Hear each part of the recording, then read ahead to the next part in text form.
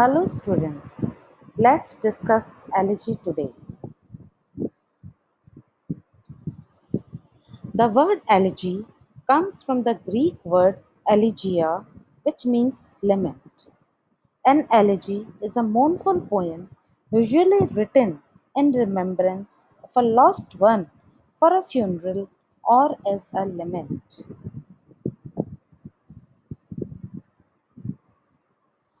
It An elegy generally combines three stages of loss. First, there is grief, then praise of the dead one, and finally consolation. Elegies are written for a specific person, usually someone the author knew well, although sometimes people write elegies for long dead heroes.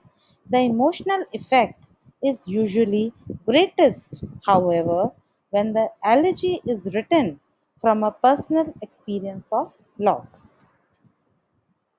In Greek and Roman literature, the elegy was any poem composed in a special elegiac meter alternating hexameter and pentameter lines.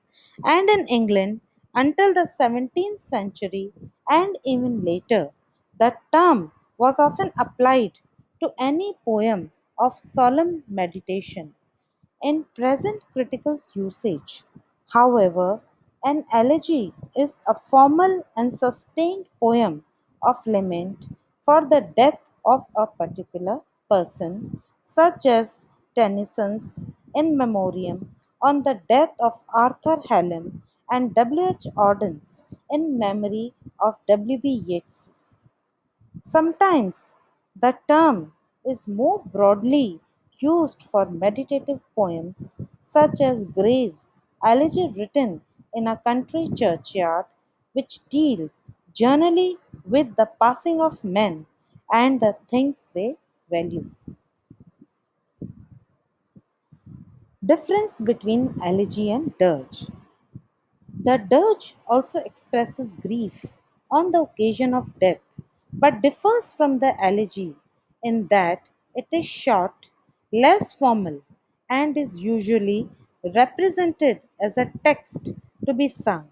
Examples are Shakespeare's Full Fathom 5, Thy Father Lies, and William Collins' A Song from Shakespeare's Cymbeline. Pastoral elegy. An important aspect of the elegy is the pastoral elegy, which represents both the mourner and the one he mourns, who is usually also a poet. As shepherds, the Greek word for shepherd is pastor. This poetic form was originated by the Cilician Greek poet Theocritus, was continued by the Roman Virgil, was developed in various European countries during the Renaissance, and remained current in English poetry through the 19th century. The most notable English pastoral elegies are Milton's Lycidas, Shelley's Adonis, and Arnold's Thyrsis. The pastoral elegies from the Greeks through the Renaissance developed elaborate conventions. Let's discuss some of the features of elegy. Just like the classical epic, an elegy typically starts with the invocation of the muse and then proceeds by referencing traditional mythology. It often involves a poet who knows how to phrase thoughts imaginatively in the first person. The poet raises questions about the justice of divine providence and adverts to the corrupt conditions of his own time. The poet associates the events of the deceased with events in his own life by drawing a subtle comparison. This kind of digression gives the poet space to go beyond the main or crude subject to a deeper level where the connotations might be metaphorical. Towards the end, The poet generally tries to provide comfort to ease the pain of the situation. Christian elegies usually proceed from sorrow and misery to hope and happiness because they say that death is just a hindrance in the way of passing from the mortal state into the eternal state. An elegy is not always based on a plot.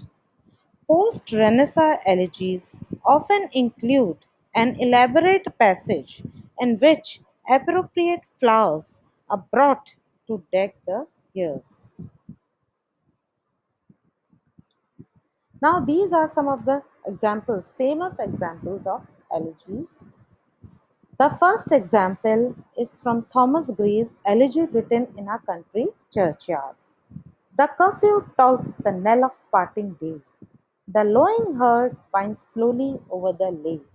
The ploughman homeward plods his very way, and leaves the world to darkness and to me. Now fades the glimmering landscape on the side, and all the air a solemn stillness holds, save where the beetle wheels his droning flight, and drowsy tinklings lull the distant folks. This poem is a famous example of elegy written by Thomas Gray after the death of his friend, the poet Richard West. Elegy written in a country churchyard is a meditation on death that opens in a solemn churchyard. The above excerpt is the opening stanza of the poem and sets the scene for grief and loss. Next example is from Walt Whitman's O Captain, My Captain. O Captain, my Captain, a fearful trip is done.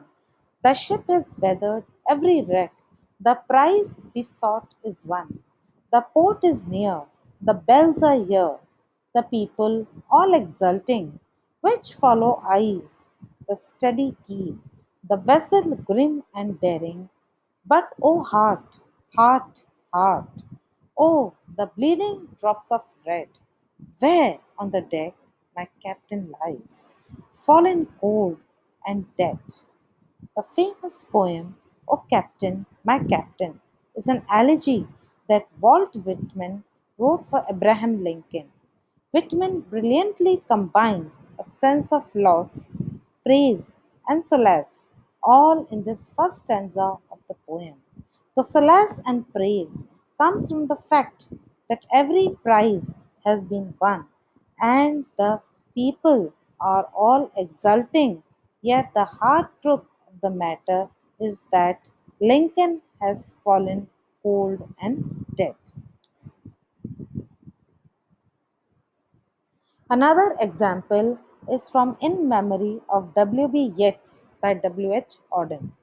With the farming of a verse, make a vineyard of the curse. Sing of human unsuccess in a rapture of distress. In the deserts of the heart, let the healing fountain start. In the prison of his days, teach the freeman how to praise.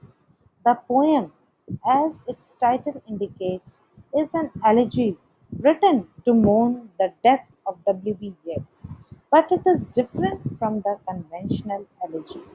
Traditionally, in an elegy, all nature is represented as mourning the death. Here, nature is represented as going on its course, indifferent and unaffected. Thank you.